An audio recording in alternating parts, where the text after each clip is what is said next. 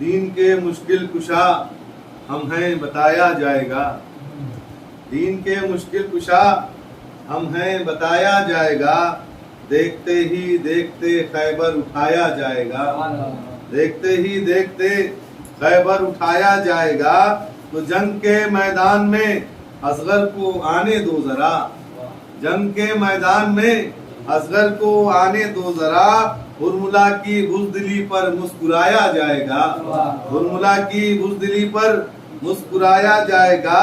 تو تیغ کی چھاؤں میں بیٹے کو سلا کر دیکھنا، تیغ کی چھاؤں میں بیٹے کو سلا کر دیکھنا، کفر کے شر سے بھتیجے کو بچایا جائے گا، کفر کے شر سے بھتیجے کو بچایا جائے گا۔ تو جا بجا شے کا تبرک دیکھ کے حیرت نہ کر، جا بجا شے کا تبرک دیکھ کر حیرت نہ کر، آخرت پہ مال دنیا کا لٹایا جائے گا، آخرت پہ مال دنیا کا لٹایا جائے گا۔ ایک سوال پڑھیں حضرات، تو آخرت پہ مال دنیا کا لٹایا جائے گا۔ تو سوچئے مردے جلانے والے بھی مرتے ہیں کیا، سوچئے مردے جلانے والے بھی مرتے ہیں کیا، خامخواہ شبیر پر خنجر چلایا جائے گا، خامخواہ شبیر پر خنجر چلایا جائے گا۔ تو حیدر کرار کے گھر کا چلن تو دیکھیے، حیدر کرار کے گھر کا چلن تو دیکھیے، قاتلوں کو بھی یہاں شربت پلایا جائے گا، قاتلوں کو بھی یہاں شربت پلایا جائے گا۔ تو حضرت عباس کا پرچم اٹھا کر دوستوں، حضرت عباس کا پرچم اٹھا کر دوستوں، بدعتی فتووں کو منہ کے بل گرایا جائے گا، بدعتی فتووں کو منہ کے بل گرایا جائے گا۔ میں بہت ہی مؤدبانہ گزارش کرتا ہوں جناب عمر صاحب سے وہ آئیں اور حضور اللہ نے مدد پیش کریں۔ چار مصرے نہیں دے رہی ہوں، تھوڑا کم کر دیکھیے۔ ایک باواز بلند نعرے صلوات۔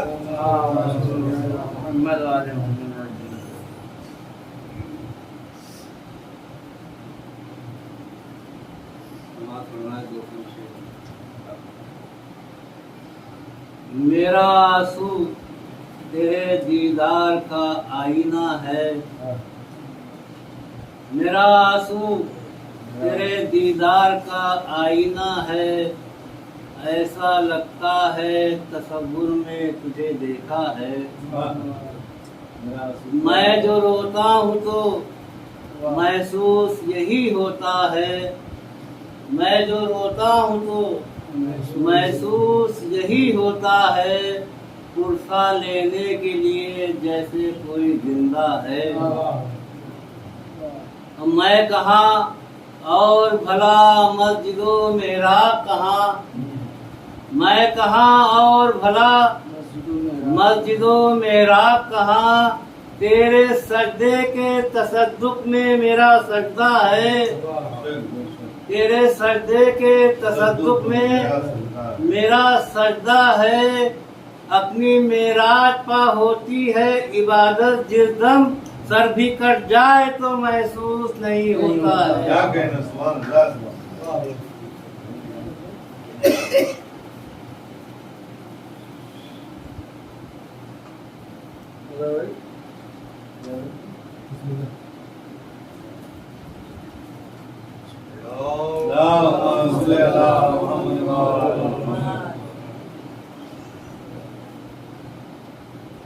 رحم اللہ من قرأ سورۃ الفاتحہ۔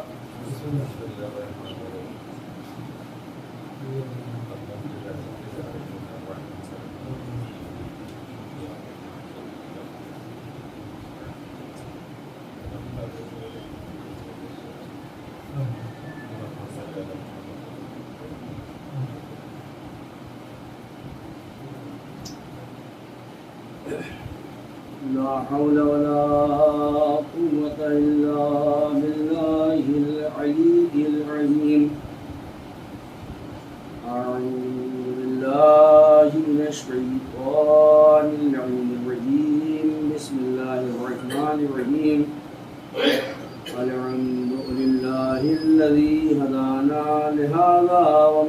كنا لنهتدي لولا أن هدانا الله لقد جاءت رسل ربنا بالحق الصلاة والسلام على تعليق والإكرام على أصل ما في الوجود وسر الله في كل موجود ونقطة دائر الوجود وصاحب لواء الحمد والمقام المحمود مولانا ومولى الثقلين جد الحسن والحسين أبي القاسم محمد اللهم صل على محمد آله الطيبين الطاهرين المعصومين المظلومين الذين أظهر الله عنهم الرسا وطهرهم تطهيرا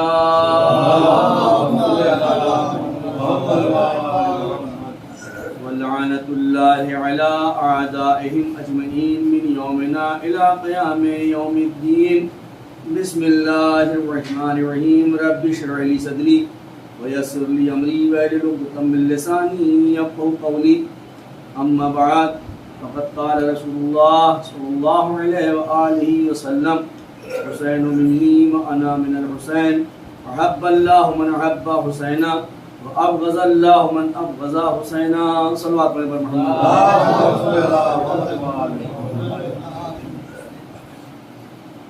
عزیزان گرامیہ بزرگان محترم ماتمدار مجموع طلباء، جس مشہور و معروف حدیث مبارکہ کی تلاوت کا شرف حاصل کیا، آپ حضرات بارہا ذاکرین سے اور خطبہ سے سماعت فرماتے رہتے، میں بھی چند کلمات آپ بزرگوں کے سامنے اصلاحاً اور ثواباً عرض کروں۔ اس سے قبل آپ سب سے گزارش ہے کہ ایک بار سورہ حمد و 3 مرتبہ سورہ توحید کی تلاوت فرما کر اظہر حسین ابن باقر حسین اور عفت عباس بنت ظفر عباس مرحومہ کی روح رکھا۔ بسم اللہ الرحمن الرحیم۔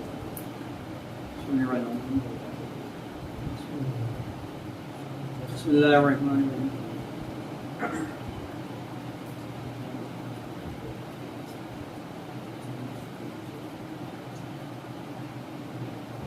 بسم اللہ الرحمن الرحیم۔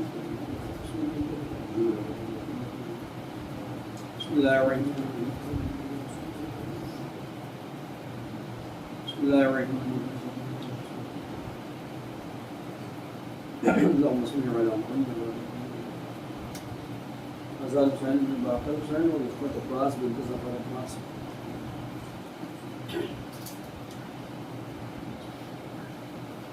صلوات میں محمد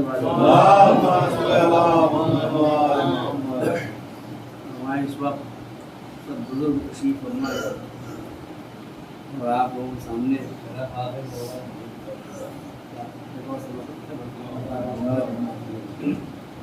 بہرحال اسلام اور صحابہ چند جملے نوکری کا شرف حاصل ہوا ہے تو اس کو کیا کرتے ہوئے اس میں کوئی شک اور شبہ نہیں ہے کہ ہمارے قوم کا بچہ ذاکر آل محمد ہے، اور اس کی وجہ یہی فرشیدہ امام مظلوم ہے، جس کو قرآن کا عربی کا الف بھی نہیں آتا ہے۔ میں اس بات کو برابر کہا کرتا ہوں اکثر و بیشتر، لیکن ہمارے قوم کے اس شخص کو جو عربی پڑھنا بھی نہیں جانتا ہو، اور اس بچے کو اس شخص کو عربی کے قرآن کی کئی سورے پہ معنی یاد ہوں گے۔ وجہ ہے یہی فرش ازا امام مظلوم کرتا ہے کہ جس پر ہمارے علماء ہمارے ذاکرین مجلس کو خطاب کرتے ہیں اور اس کے بعد جب قرآن کی تلاوت فرماتے ہیں اور اس کا ترجمہ اور اس کے مفاہیم لوگوں کو بتاتے ہیں، تو ہمارے قوم کے نوجوان اس بحث کو لے کے یہاں سنتے ہیں، جائے اس کی صرف اور صرف یہی فرش ازا امام مظلوم کرتا ہے۔ یہ وہ درسگاہ ہے کہ جہاں آنے کے بعد، اس سے فیض حاصل کرنے کے بعد کوئی جاہل نہیں رہتا، کیونکہ دنیا کی نظر میں جاہل، دنیا کی نظر میں عزت دار، دنیا کی نظر میں زندہ اور لوگ ہوتے ہیں، اللہ کی نظر میں عالم، اللہ کی نظر میں زندہ اور اللہ کی نظر میں عزت دار اور لوگ ہوتے ہیں۔ دنیا جن کو زندہ سمجھتی ہے، قرآن کہہ رہا ہے چلتی پھرتی لاشیں۔ دنیا جن کو عزت دار سمجھتی ہے، جب اللہ ان کی عزتوں کو دنیا کے سامنے پیش کرتا ہے تو وہ کائنات کی سب سے بڑی حکومت کا بادشاہ وقت کا فرعون کیوں نہ ہو، جو اپنے پورے زوم میں بیٹھا ہوا ہے، اور اللہ نے بتا دیا دیکھو عزت کسے کہتے ہیں۔ یہ اپنی فرعونی طاقت پر اتراتا ہوا شخص بیٹھا ہوا ہے، اور اس کو ایک ادادار اپنے جوتوں سے اس کی عزت کو پہچانوا دے گا۔ ایک سلام اپنے پر محمد والے یہ فرش ازا، یہ صدقہ ہے اہل بیت علیہ السلام، جس سے وابستہ ہونے کے بعد لوگوں کو عزت نصیب ہوتی ہے، اور ہو بھی کیوں نہ، اس لیے کہ یہ وہ نعمتیں ہیں پروردگار کی کہ ان سے منسلک ہونے کے بعد ہر عمل عبادت میں تبدیل ہو جاتا ہے۔ آپ دیکھیں کہ دنیا میں تمام لوگ مصیبت پر روتے ہیں، لیکن کسی کے رونے کو عبادت نہیں کہا گیا۔ بڑی بڑی مصیبتوں میں لوگ روتے ہیں، آپ کسی کے دروازے پر جا کر صبح صبح 10 منٹ رونے لگیے، دعویٰ ہے اس بات کا کہ وہ آپ سے آمادہ فساد ہو جائے گا، کیونکہ کہے گا کہ آپ صبح صبح میرے گھر پہ منوسیت پھیلانے آئے۔ یعنی رونا دنیاوی، جو دنیا کے لوگ روتے ہیں تو دنیاوی رونا دنیا کے اعتبار سے منوسیت کی علامت کہی جاتی ہے، لیکن جب ذکر حسین میں لوگ بلاتے ہیں تو دروازہ کھول دیتے ہیں اور کہتے ہیں آؤ میرے گھر میں آ کر حسین پر رو، گریا کرو۔ اس لیے کہ یہ رونا اب وہ رونا نہیں ہے، یہ آنسو اب وہ آنسو نہیں ہے جو دنیا کے عام آنسو ہوتے ہیں۔ یہ آنسو ہماری جنت کے ضامن ہیں، یہ آنسو ہماری بخشش کا ذریعہ ہے۔ یہ آنسو اب یہ عام دروازوں اور دیواروں پر نہیں گریں گے، بلکہ یہ آنسو جب ہماری آنکھوں سے نکلیں گے تو اس رومال میں جائیں گے جو رومال فاطمہ کہلاتا ہے۔ یہ وہ درسگاہ ہے جہاں پر آنے کے بعد لوگوں کے مقدر سمر جاتے ہیں، اور کیوں نہ ہو جس کے لیے رسول نے پہچان بتایا ہو۔ یہ حدیث جو میں نے آپ کے سامنے بیان کی کہ حسین منی وانا من الحسین، یہ 3 جز میں ہے۔ دیکھیے بزرگ مجھ سے بہتر جانتے ہیں، میں نے پھر کہا کہ بچوں اور نوجوانوں کے سماعت کے حوالے 3 جز میں یہ حدیث ہے۔ پہلی کیا ہے کہ تعارف، دوسرا جز ہے دعا، اور تیسرا جز ہے بد دعا۔ اور یہ متفق علیہ حدیث ہے، کسی طرح کا شک اور شبہ اس حدیث میں نہیں۔ جتنی یہ کثرت سے ہمارے یہاں کتابوں ملتی ہے اتنی ہی کثرت سے ہمارے دوسرے بھائیوں کی کتابوں ملتی ہے۔ اور رسول کی کسی بھی حدیث کو سننے سے پہلے مسلمانوں کے ہر فرقے کو یہ بات اپنے ذہن نشین کر لینی چاہیے کہ نبی کریم کی زبان پر وما ینطق عن الہویٰ کا پہرا لگا ہوا ہے۔ اللہ کہتا ہے کہ میرا حبیب کوئی کلام ہی نہیں کرتا جب تک میری وحی نہ نازل ہو جائے۔ اب اگر رسول کی حدیث کو اس آیت کے ذریعے سے دیکھا جائے تو پھر یہ آیت، یہ حدیث صرف رسول کے زبان سے نہیں نکلنی بلکہ خدا بند عالم کہہ رہا ہے لوگوں پہچانو یہ حسین میرا مجھ سے ہے، میں حسین سے۔ یہ قرآن کی آیت ہے فَاذْكُرُونِی أَذْكُرْكُمْ وَاشْكُرُوا لِی وَلَا تَکْفُرُونَ، تم میرا ذکر کرو میں تمہارا ذکر کروں گا، اور شکرانے نعمت کرنا، کفرانے نعمت نہ کرنا۔ خدا کہہ رہا ہے تم میرا ذکر کرو میں تمہارا ذکر کروں گا، پوری توجہ کے ساتھ۔ اب ایک مثال اس کے لیے ایسی دے دیں کہ آپ سمجھیے کہ میں اگر یہاں پر بیٹھ کر اپنے ملک کے اپنے ملک کے پریزیڈنٹ کی اگر میں تعریف کروں یا ان کی باتیں بیان کروں تو میری ہر انسان اپنی بات کو اپنی حد تک پہنچاتا ہے، کسی بھی بات کو اس کی حد سے زیادہ وہ نہیں پہنچا سکتا۔ جو اس کی قوت ہے، جو اس کی طاقت ہے، جہاں تک اس کی حد ہے اپنی بات کو وہیں تک پہنچائے گا۔ میں اگر اپنے ملک کے پریزیڈنٹ کی تعریف کرنے بیٹھ جاؤں تو میری حد جہاں تک ہے بس وہیں تک پہنچے گی، اور لوگ یہ کہیں گے کہ یار وہ تو پریزیڈنٹ ہے، اس کی تمام لوگ تعریف کرتے تو یہ بھی کر رہے ہیں۔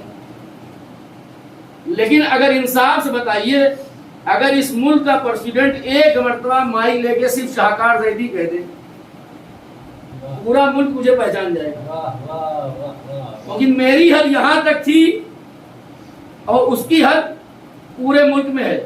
پوری توجہ کے ساتھ تو اب اس چیز سے ایک بات صاف ہو گئی کہ جو لوگ یہ کہتے ہیں کہ صاحب یہ کیسے ہے کہ جہاں پر مسلمانوں کا ایک گھر نہ ہو جہاں پر کوئی لا الہ الا اللہ اور محمد رسول اللہ پڑھنے والا بھی نہ ہو، لیکن دنیا نے دیکھا کہ اس جگہ پر بھی یا حسین کی صدا آتی ہے، وہاں بھی ماتم امام مظلوم کربلا ہوتا ہے۔ ہم نے کہا اس کی وجہ بس یہی ہے، اللہ اپنے وعدے کے مطابق پکا اور سچا ہے۔ اللہ نے کہا تم میرا ذکر کرو، میں تمہارا ذکر کروں گا۔ امام حسین کی جہاں تک حد تھی، امام حسین نے اللہ کے ذکر کو وہاں تک پہنچایا۔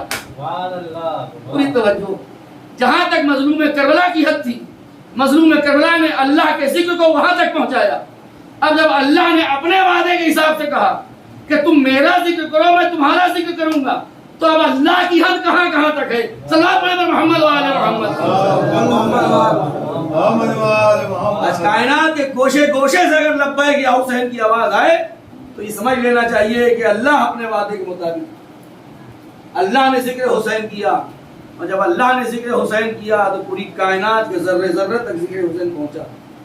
تو حیران اور پریشان نہیں ہونا چاہیے انسان کو کہ یہ کیسے ممکن ہے کہ صاحب جہاں پر کوئی لا الہ الا اللہ پڑھنے والا نہیں، جہاں کوئی مسجد نہیں، جہاں کوئی نمازی نہیں، جہاں کوئی مسلمان نہیں، صرف غیر مسلم ہے، دشمنان اسلام ہے، مسلمانوں کی داڑھی اور ٹوپی دیکھ کر ان کو مرنے اور مارنے کے لیے آمادہ ہو جاتے ہیں، ایسے قصبے میں بھی 10 محرم کو لوگ ماتم کرتے دکھتے ہیں۔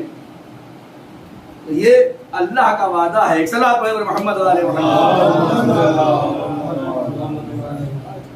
امام حسین اہل بیت علیہ السلام اس ذات اعلیٰ کا نام ہے کہ ان کے در سے وابستہ ہونے کے بعد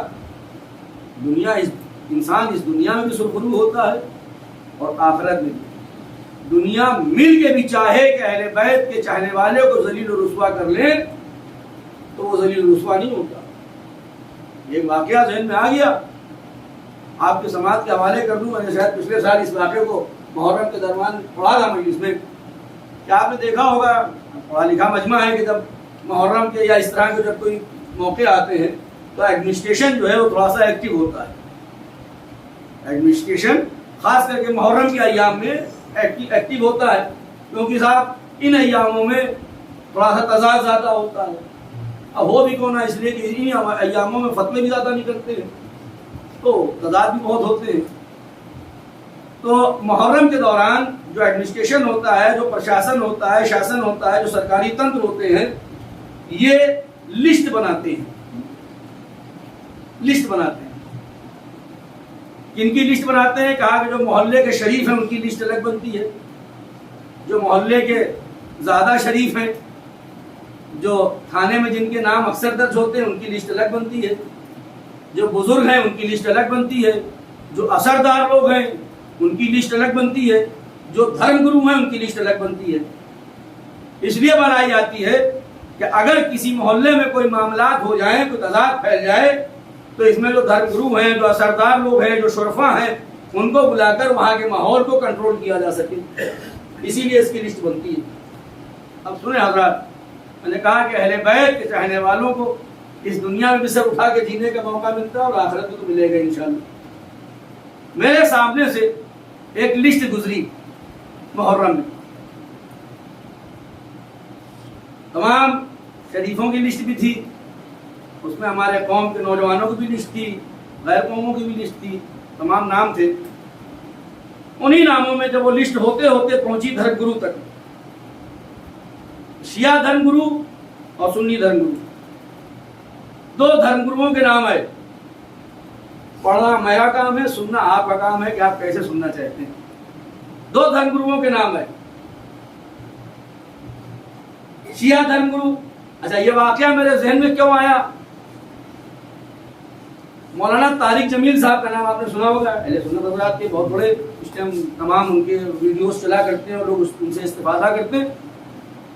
انہوں نے ایک واقعہ بیان کیا، کہنے کہ جب میں پہلی مرتبہ کربلا گیا اور جب میں نے آقا حسین کے روضے کو دیکھا تو میری آنکھیں چکا چوندھ ہو گئی کہ جو عالم غربت میں اس دنیا میں شہید کیا گیا ہو، اس کا روضہ اتنا شاندار کہ زائرین کا مجمع ہے، سونے اور چاندی کے گنبد اور دروازے ہیں۔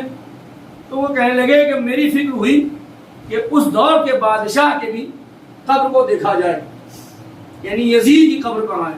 سنیں گے حضرات، یعنی جب مجھے فکر ہوا کہ یزید کی قبر کو دیکھا جائے کہاں ہے، تو معلوم یہ ہوا کہ دمشق میں ایک کوڑا گھر ہے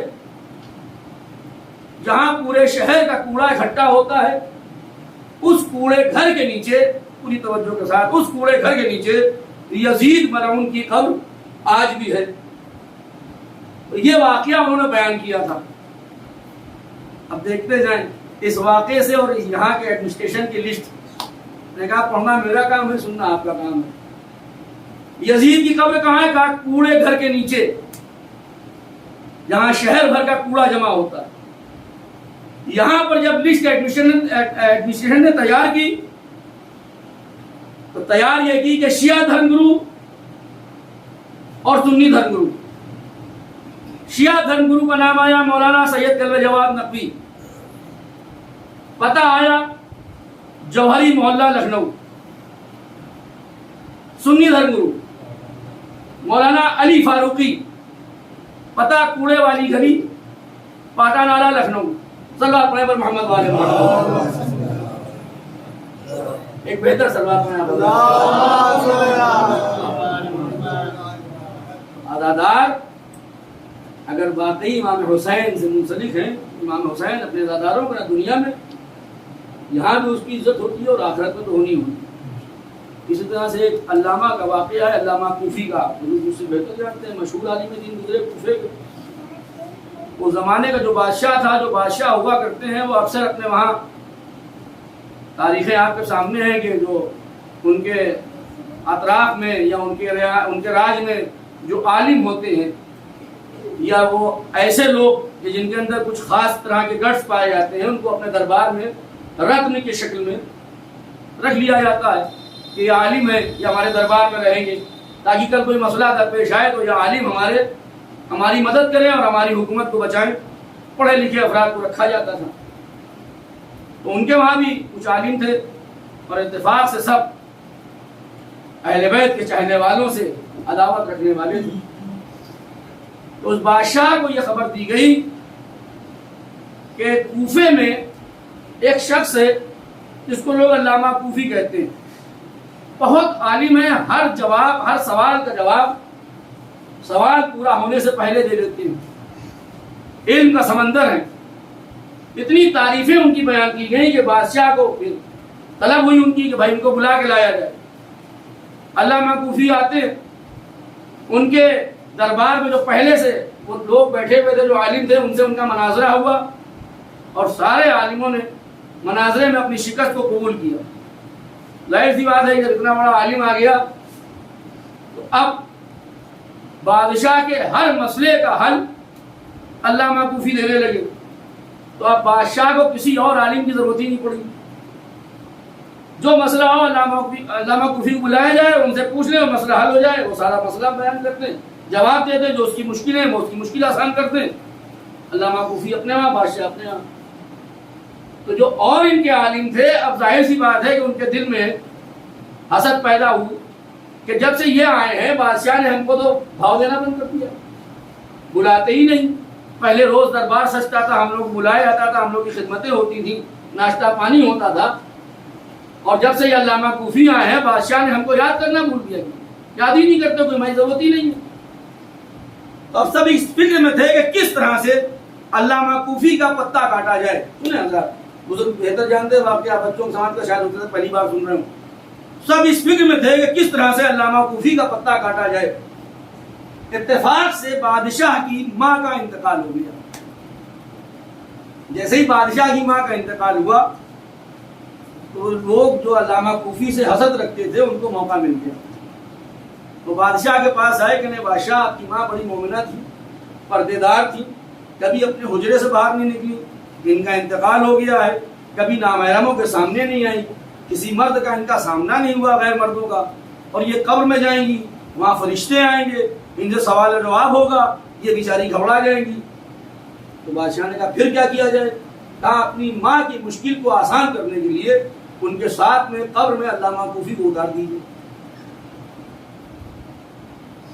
یہ جب فرشتے آئیں گے تو یہ ان کا مقابلہ کر لیں گے اور آپ کی ماں کی مشکل آسان ہو جائے گی. بادشاہ کی بات سمجھ میں آ گئی.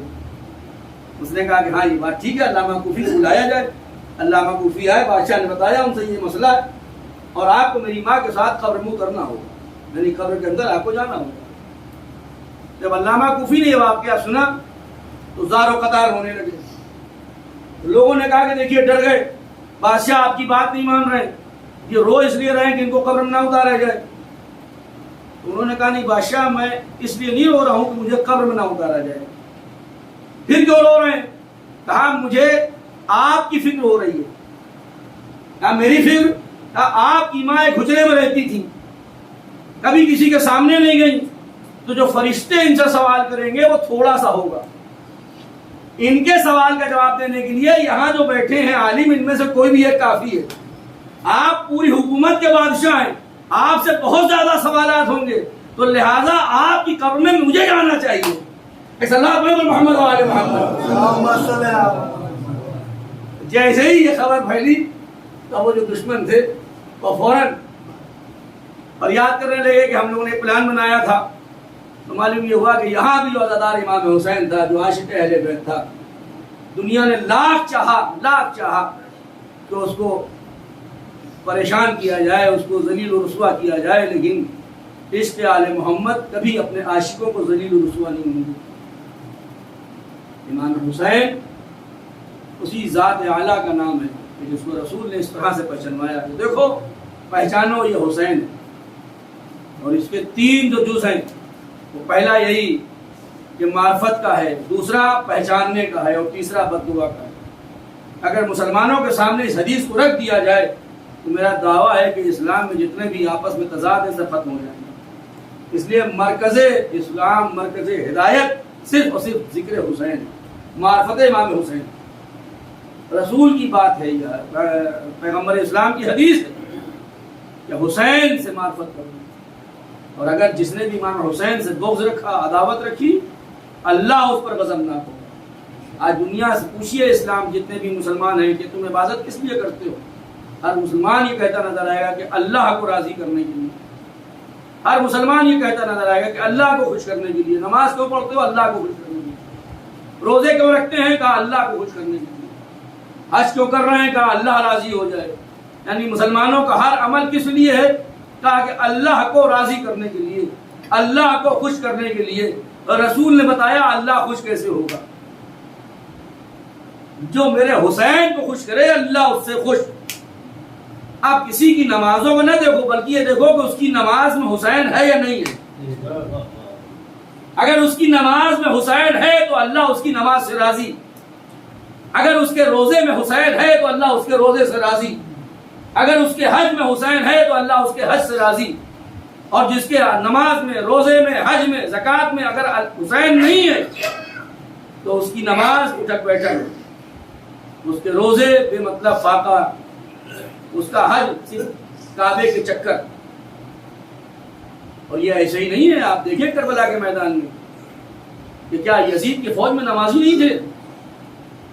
اپنے زمانے کے بڑے بڑے نمازی موجود تھے، بڑے بڑے قاری قرآن، صحابی رسول موجود تھے، رسول کے صحابی موجود تھے کربلا میں، جو امام حسین کے قتل کے فتوے دے رہے تھے۔ یہ اپنے آپ میں لمحہ فکریہ ہے کہ جس نے رسول کے کاندھوں پر نواسے رسول کو دیکھا ہو، جس نے یہ دیکھا ہو کہ رسول نے اپنے سجدے کو طول دے دیا اس حسین کے پشت پہ آنے کے بعد، ایسے ایسے لوگ کربلا میں موجود ہیں، اس کے بعد حسین کے قتل کے فتوے دیے جا رہے ہیں۔ یہ لمحہ فکریہ ہے کہ وہ کون سے لوگ تھے، جو کیسے لوگ تھے، ان کا کون سا اسلام تھا کہ جو اولاد رسول کو کربلا میں گھیر کے لے کے آئے اور لا کر 3 دن کا بھوکا اور پیاسا شہید کر دیا۔ ہاں عزیزان گرامی، بس میں نے مجلس کو اختتام کی منزل میں لے کے آیا۔ اس کے بعد بھی تمام مجلسیں ہیں اور آپ تمام حضرات آج شب جمعہ بھی ہے کہ آپ کو تمام وزارت میں بھی جانا ہے، مجلسوں میں شرکت کرنا ہے۔ یہ وہ ایام ہیں کہ جس میں ہم اور صرف آپ رونے اور رلانے کی نیت کر کے اپنے گھر سے نکلتے ہیں، اس نیت کے ساتھ کہ پروردگار نے ہم کو اتنی زندگی بخشی ہے کہ اس سال پھر ہم حسین کی فرش اعضاء پر جائیں اور اس دکھیاری ماں کے رومال میں اپنے آنسوؤں کا نذرانہ دے سکیں. اس لیے کہ پتہ نہیں پھر اگلے برس ہم میں سے کون ہو کون نہ. آپ نے اسی سال دیکھا یہ مرض کورونا نے ذہنوں سے نکل جانا چاہیے نوجوانوں کے بھی کہ موت بزرگی کے بعد آتی ہے. بزرگ زندہ رہے، نوجوانوں کے جنازے گھروں سے نکلتے رہے. تو یہ سوچ کے فرش عذاب پر جائے اور یہ سوچ کے گریہ کریں کہ ہماری زندگی کی آخری مجلس ہے. اللہ جانے پھر اگلے برس ہم کو یہ نصیب ہو یا نہ ہو. خدا کی قسم امام حسین پر ظلم و ستم کی انتہا تھی کربلا. دکھیاری ماں سے کوئی پوچھے کہ کیا کچھ نہ گزرا امام حسین. ہمارے اور آپ کے گھروں میں ایک جنازہ اٹھ جاتا ہے، بے چین ہو جاتی ہے. لیکن کیا کچھ نہ ہوا کربلا میں، مظلوم کربلا. تاریخ ملتا ہے کہ بعد شہادت امام حسین کے سینے میں سونے والی بچی سکینہ راہ کوفہ میں جا کر بیٹھی. چاہنے والی پھوپھی نے جب یہ دیکھا سکینہ تم اس راستے پر تم آ کے بیٹھی. قیامت کا جملہ پھوپھی اماں ہمارے نانا کا صحابی تھا ابو ذر. سنتے ہیں کہ جب وہ انتقال کر گئے تھے تو ان کی بیٹی راہ میں جا کے بیٹھی تھی اور یہ کہتی تھی کہ اے راستے والوں میرے بابا کا انتقال ہو گیا ہے. تو میرے نانا کے صحابی کے لیے لوگوں نے اپنے قافلے کو روکا، ان کو کفن دفن کیا. اے پھوپھی اماں میں بھی اپنے بابا کے لیے جا کے بیٹھنا چاہتی ہوں. کوئی تو آئے گا جو میرے بابا کے کفن و دفن کرے گا. اللہ اکبر. جزاکم ربکم خیر جزا. خدا کوئی غم نہ دے سوائے غم سید الشہداء. قیامت کے مصائب ہے، قیامت کا منظر ہے کربلا کی. تاریخ ملتا ہے کہ 11 محرم کی صبح ابن زیاد کا حکم آیا کہ گھوڑوں کی نال بندی کی جائے. کہا کس لیے نال بندی کی جائے؟ کہا کہ حسین کے لاشے کو پامال کرنا. تو یہ آواز سنی تھی چاہنے والی بہن زینب طلب گئی میرے بھیا کے لاشے کو پامال کیا جائے. دوسری آواز آئی کہ نہیں ابھی لاشے کو پامال نہیں کیا جائے گا، پہلے لوٹا جائے گا. خدا کی قسم امام حسین کو ان کی شہادت کے بعد لوٹا گیا. قیامت کے مصائب ہیں. لکھا یہ جاتا ہے کہ جب امام حسین کی شہادت ہو گئی 11 محرم کی صبح جب نمودار ہوئی تو امام حسین کو لوٹنا شروع کیا گیا. خیام حسینی کو لوٹنا شروع کیا گیا. اور کس طرح سے لوٹا کہ جب ظالم خیام حسینی میں آتے ہیں تو جلے ہوئے خیموں میں جو کچھ رکھا تھا ان کو لوٹنا شروع کیا. لوٹتے لوٹتے یہیں تک نہیں رکے. ایک مرتبہ ظالم نے ظلم کی انتہا کی. جیسے ہی دیکھا کہ علی کی بیٹی سامنے ایک نیزے کو اٹھایا، علی کی بیٹی کی سر پر مارا. تاریخ ملتا ہے کہ جب نیزہ سر میں چبھا تو سر سے خون کا فوارہ نکلا. ظالم نے اس نیزے میں جناب زینب کی چادر کو لیا اور یہ کہتا ہوا فرات کی جانب چلا کہ عباس جس چادر تجھے ناز تھا وہ چادر میں لے آیا. اللہ اکبر. جزاکم ربکم خیر جزا. خدا کسی غم میں نہ ڈالے سوائے غم سید الشہداء. اخنس بن یزید نام کا ملعون خدا اس پر لعنت کرے. یہ کہتا ہے کہ جب امام حسین کو سب لوٹنے لگے اور جب میں پہنچا تو میرے ہاتھ میں امام حسین کا امامہ آیا. یہ ظالم کہتا ہے کہ میں امامہ لے کر اپنے گھر آ گیا کہ جب دربار میں جاؤں گا تو اس امامے کو دے کر کچھ انعام حاصل کروں گا. اس کی جو زوجہ تھی وہ عاشق اہل بیت تھی.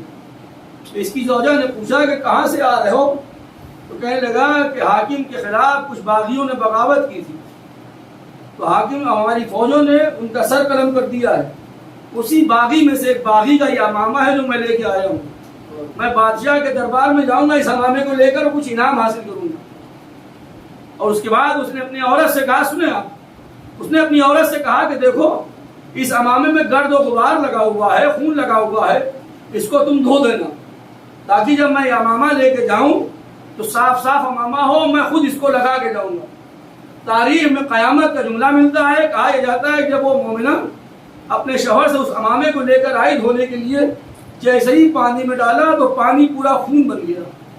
وہ پانی ڈالتی جاتی تھی خون بڑھتا جاتا تھا، پانی ڈالتی جاتی تھی خون بڑھتا جاتا تھا.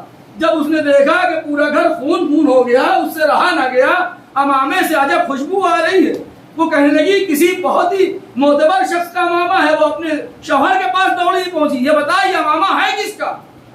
اس کے شوہر نے بہت آناکانی کی، نہیں بتاتا تھا، بس یہ کہتا تھا کہ ایک باغی تھا جس کا یہ امامہ ہے۔ اس نے کہا نہیں، یہ کسی عام انسان کا امامہ نہیں ہے، اس لیے کہ اس امامے سے خون بہ رہا ہے، خون تازہ بہ رہا ہے، کسی غیر کا امامہ ہوتا تو خون اب تک سوکھ چکا ہوتا۔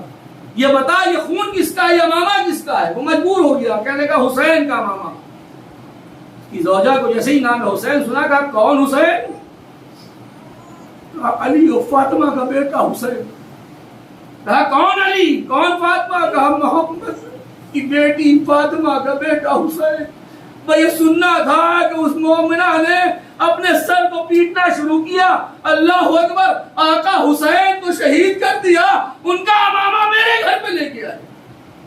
تاریخ ملتا ہے کہ جب اس ظالم نے یہ عالم دیکھا تو امامہ لے کر امام حسین کا بھاگا، یہ جنگل کی طرف گیا، بس آخری جملہ اور مجلس ختم، یہ جنگل کی طرف چلا گیا، اور اس کو بس ایک عادت پڑ گئی، اللہ کا عذاب نازل ہوا، بس ایک جملہ کہتا تھا، یہ امامہ میں کسی کو نہ دوں گا، یہ امامہ میں کسی کو نہ دوں گا، یہ میں دوں گا تو بادشاہ کو دوں گا، انعام حاصل کروں گا۔ یہ کہتا رہا اور اسی جنگل میں یہ مر گیا۔ تاریخ میں قیامت کے منظر ملتے ہیں، کہا کہ یہ امامہ اسی جنگل میں رہا۔ 2 سال کے بعد یہ قافلہ قید خانے سے رہا ہو کر مدینے پہنچ گیا، تو اس کے بعد کچھ حاجیوں کا قافلہ اسی جنگل سے گزرا۔ ایک حاجی کو وہ امامہ کا کپڑا دکھا، اس میں سے عجیب سی خوشبو آتی نظر آئی، اس نے سوچا یہ کوئی قیمتی کپڑا ہے، اس نے اپنے حج کے سامان میں رکھ لیا۔ تاریخ میں قیامت کے فکرے ہیں، یہ حاجیوں کا قافلہ جب مدینے پہنچا تو جناب سید سجاد اپنے عمل کے مطابق سرحد پر آ کے کھڑے ہو جاتے تھے اور حاجیوں کا استقبال کرتے تھے۔ جب ان حاجیوں کا قافلہ پہنچتا ہے تو چوتھے امام اس شخص کے پاس پہنچتے ہیں جس کے پاس امام مظلوم کربلا کا امامہ، اس سے کہتے ہیں کہ بھائی کیا میں تیرے سامان کو اٹھا لوں؟ تو اس نے کہا میرے سامان کو اٹھا لے۔ وہ نہیں پہچان پایا کہ یہ امام وقت ہے۔ امام ضرور العابدین نے اس کے سامان کو اپنے سر کو اٹھایا، اٹھانے سے پہلے بوسہ لیا۔ وہ حاجی ان کو دیکھتا رہا، اس کے بعد جب وہ اپنے مقام پر پہنچا چوتھے امام نے اس کے سامان کو رکھا، رکھنے کے بعد اس کے اس سامان میں جس میں امام کا امامہ تھا، اس امامے والے سامان کو دیکھ کر مظلوم ہے چوتھے امام ہمارے رونے لگے۔ اس حاجی نے کہا یہ بھائی یہ بتا کہ اس میرے سامان میں تیرا کون سا ایسا سامان ہے کہ میں یہ دیکھ رہا ہوں تو نے جب سے اٹھایا ہے بس روتا جاتا ہے، اس کو چومتا جاتا ہے، روتا جاتا ہے، اس کو چومتا جاتا ہے۔ تاریخ ملتا ہے کہ چوتھے امام نے کہا کہ بھائی اس میں کچھ نہیں، میرے بابا کا امامہ ہے، میرے حسین کا امامہ ہے۔ اس نے کہا کہ آقا حسین کا آپ کون ہے؟ کہا میں حسین کا فرزند علی ابن الحسین۔ قدموں میں گر پڑا، مولا آپ میرے امام ہو، میں نے آپ سے اپنا سامان اٹھوایا۔ بس عزیزوں امام نے کہا کہ بھائی بس مجھے اتنا کرم کرتے کہ میرے بابا کے امامے کو مجھے دے دے، بس آخری جملہ حضرتانو مجلس ختم ہے، بابا کے امامے کو دے دے۔ چوتھے امام امام حسین کے امامے کو لیتے ہیں، اپنے سر پر باندھتے ہیں۔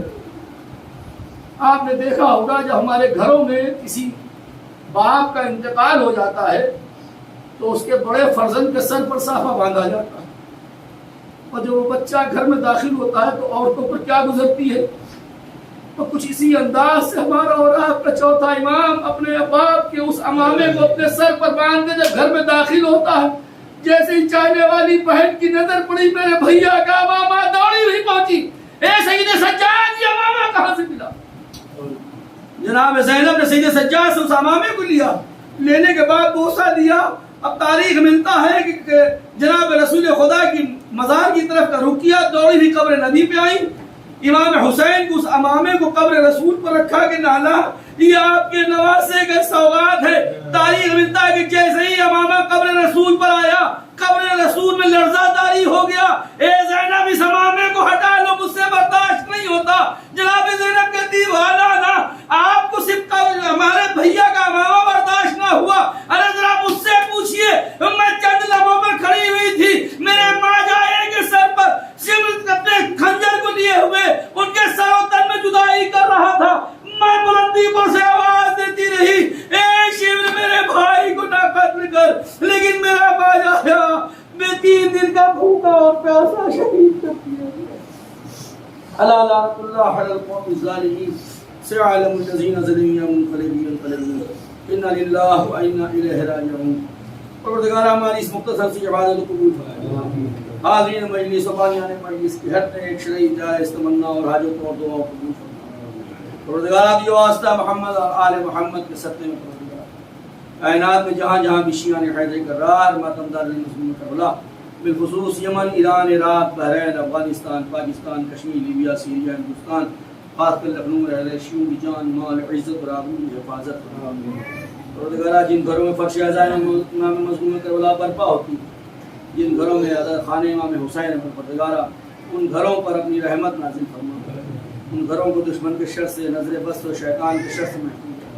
بانی مجلس اور حاضرین مجلس میں جو بھی عائزہ اور اقاری بیمار یا پریشان حال پروردگارا ان کی بیماریوں اور پریشانیوں کو دفع فرما. میرے مالک مولا بھی واسطہ محمد اور آل محمد کا پروردگار بانی مجلس اور حاضرین مجلس کی ہر نیک شرعی جائز تمنا اور حاجتوں اور دعاؤں کو قبول فرما. پروردگارا ہمارے گھروں میں جو بہن اور بیٹیاں بیٹھی ان کی عزت اور آبرو کی حفاظت فرما. ہمارے قوم کے نوجوانوں بچوں کو دشمن کے شر سے، شیطان کے شر سے، نظر بد سے محفوظ رکھ. میرے مالک مولا بھی واسطہ محمد اور آل محمد کا ہمارے شکم کو مال حرام سے محفوظ. ہمارے سروں پہ ہمارے علماء کرام، مراجع کرام کا سایہ محفوظ رکھ.